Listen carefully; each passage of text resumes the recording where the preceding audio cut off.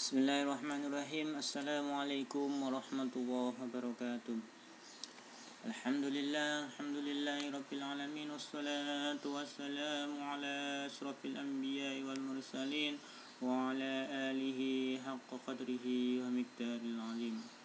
Qala Allah ta'ala fi kitabil karim. A'udzu billahi minasy syaithanir rajim. Bismillahirrahmanirrahim. Rabbi shrah li sadri wa yassir li amri wa hlul 'uqdatam min lisani yafqahu qawli. Amin amin ya rabbal alamin.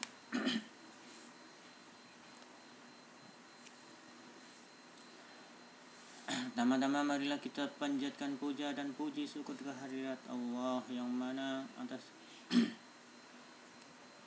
mana pada hari ini kita diberi kenikmatan oleh Allah, diberi kesehatan oleh Allah, diberi terbebas dari COVID-19. Kedua kalinya salawat serta salam tak lupa kita curahkan kepada junjungan kita Nabi besar Muhammad sallallahu alaihi wasallam, yang mana atas jasa beliaulah kita bisa menikmati ajaran agama Islam, ajaran yang diridhai oleh Allah.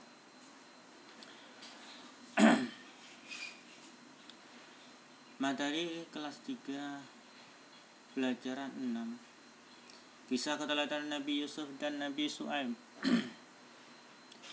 Nabi diutus oleh Allah subhanahu wa ta'ala untuk menjadi teladan bagi umatnya. Allah subhanahu wa ta'ala telah berjanji untuk mencintai siapapun yang mencintai kekasih Allah. Jika kita bersungguh-sungguh mengenal dan meneladani kisah para nabi, Allah pasti mencintai kita. Kisah keteladanan Nabi Yusuf alaihissalam. Pertama, Nabi Yusuf alaihissalam bermimpi. Allah subhanahu wa ta'ala memberikan kedudukan yang mulia kepada Nabi Yusuf alaihissalam. Nabi Yusuf alaihissalam juga diberi ilmu berupa tafsir mimpi.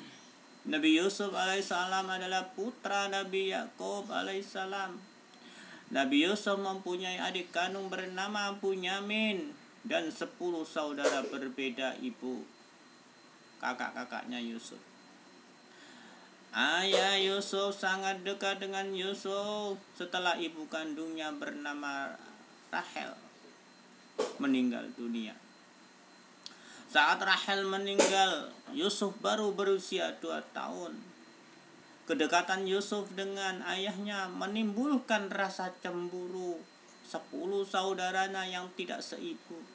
Mereka mulai tidak menyukai Yusuf. Apalagi wajah Yusuf juga lebih tampan. Suatu hari Yusuf bermimpi melihat 11 bintang, matahari dan bulan, semuanya bersujud kepadanya.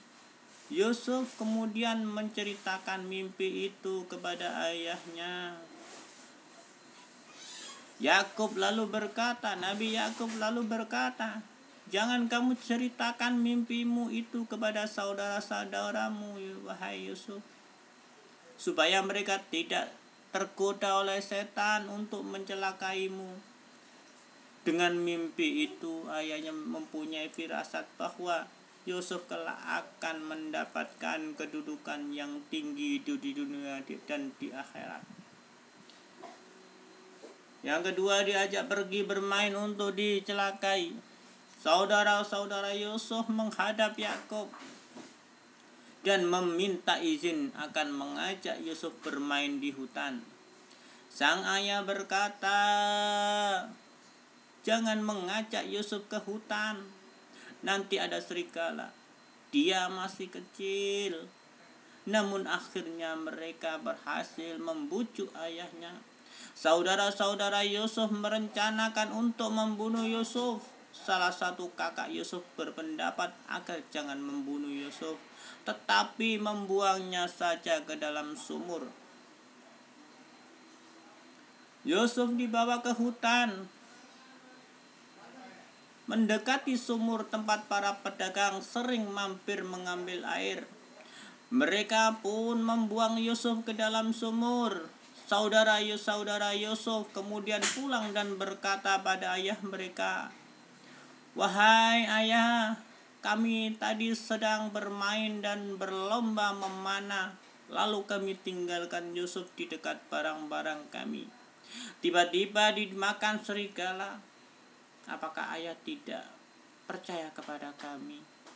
Mereka menunjukkan bekas baju Yusuf yang berlumuran darah palsu. Ayahnya berkata, "Sebenarnya hanya dirimu sendirilah yang memandang baik urusan yang buruk itu. Hanya bersabar adalah yang terbaik bagiku. Dan kepada Allah Subhanahu wa Ta'ala saja aku memohon pertolongannya terhadap apa yang kamu ceritakan." Yang ketiga, diselamatkan saudagar. Tidak lama kemudian ada saudagar yang melewati sumur itu dan mampir untuk mengambil air. Ketika menurunkan timbanya, Nabi Yusuf alaihissalam berpegangan pada timba dan ikut ditarik ke atas. Saudagar itu terkejut, lalu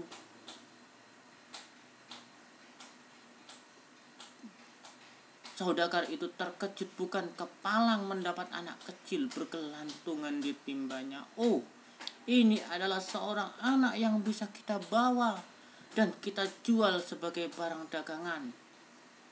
Sesampainya di pasar, Yusuf dijual. Pembelinya adalah penguasa di negeri itu.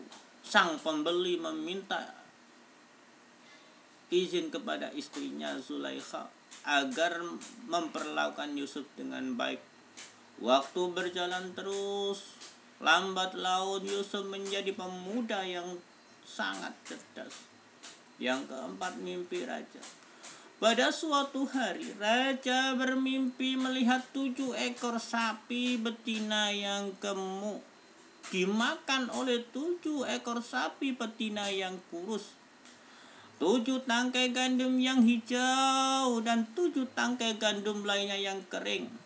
Raja segera mengumpulkan para penasehat untuk menjelaskan makna mimpinya. Namun tak seorang pun yang bisa menjelaskan makna mimpi raja itu.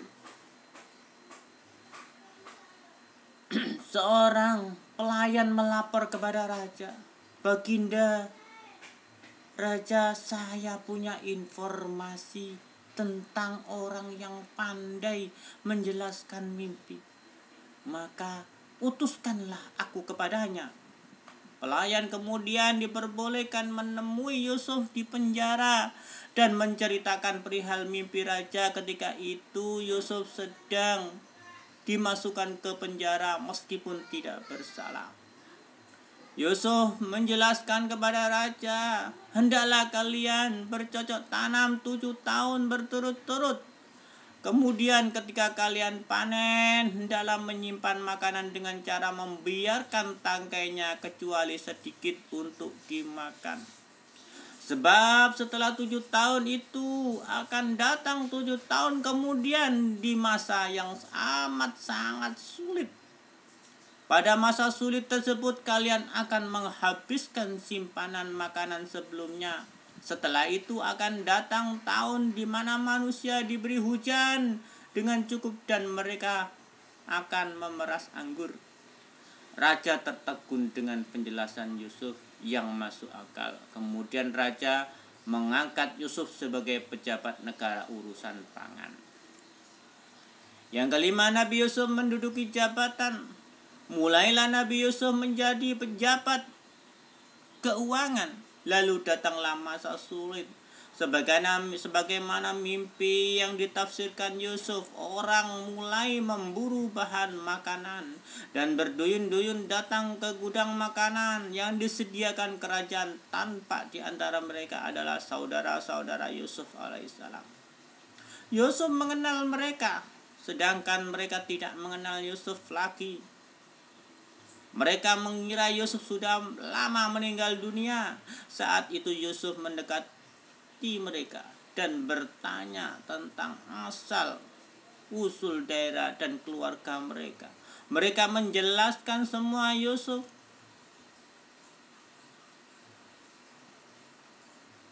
Mereka menjelaskan semuanya. Yusuf bertanya, kenapa saudara kalian yang kecil yang bernama Bunyamin itu tidak ikut ke sini?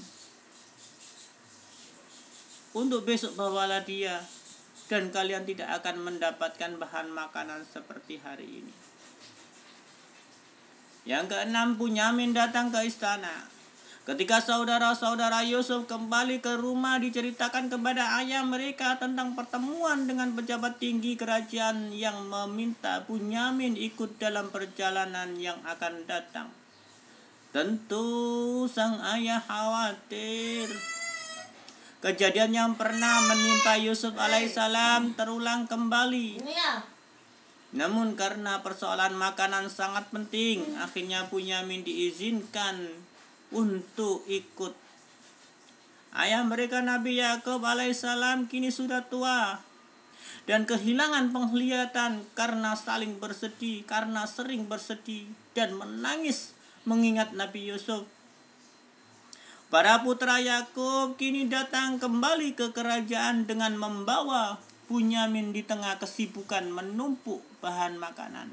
Yusuf secara diam-diam menghampiri Bunyamin dan membisikkannya, "Wahai Bunyamin, sesungguhnya aku adalah saudaramu, Yusuf.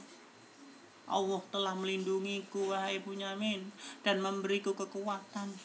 Nanti akan aku susun rencana agar kamu tertinggal di kerajaan ini dan saudara-saudaramu biar pulang ke rumah."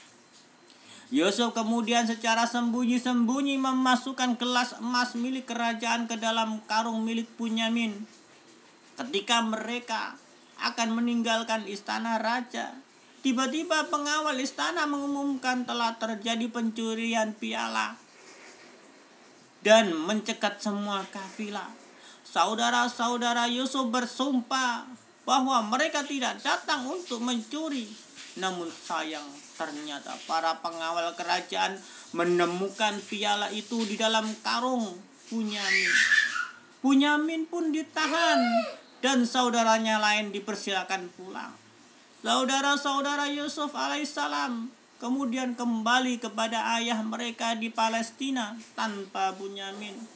Mereka mengabarkan apa yang telah terjadi. Ayahnya bertambah sedih mendengar kejadian yang menimpa dan berkata, "Wahai anak-anakku, pergilah kalian mencari berita tentang keberadaan Yusuf dan Bunyamin, dan jangan kamu putus asa."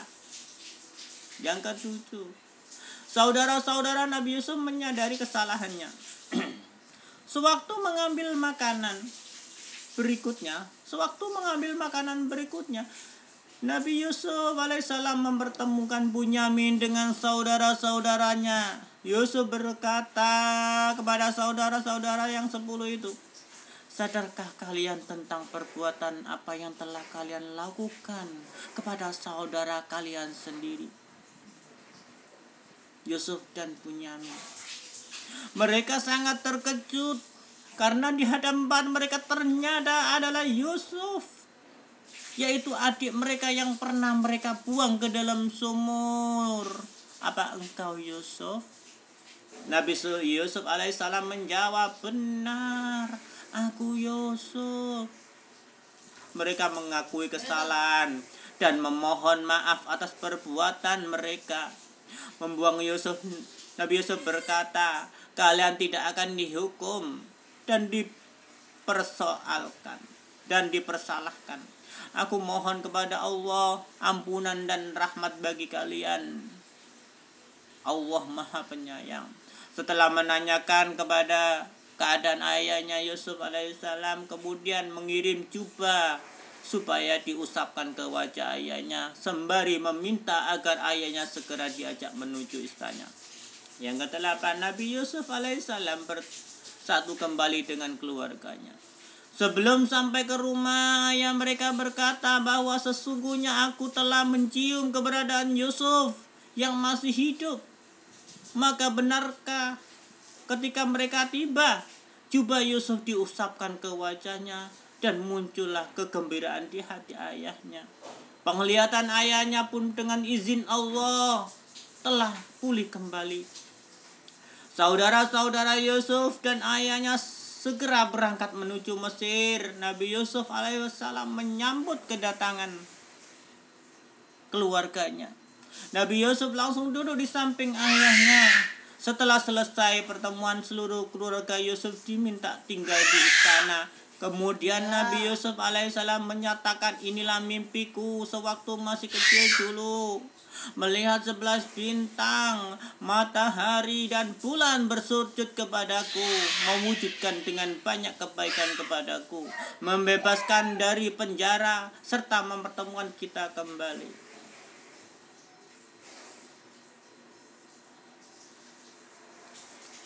Tugas kalian menulis di buku tulis, melihat tayangan ulang YouTube ini, karena Mbak Guru tidak membuat soal di Google di Office 365. Jadi soalnya dari YouTube. Halaman 79, yang punya buku dibuka, yang nggak punya tolong diulangi siaran ulang di YouTube ini ya.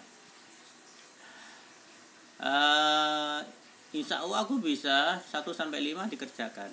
Yang ayo berlatih 1 dikerjakan, yang ayo berlatih 2 dikerjakan, dan ayo renungkan dikerjakan di buku tulis. Tak tunggu di WA. Wabillahi taufiq wal hidayah wa ridha wal inayah. Assalamualaikum warahmatullahi wabarakatuh.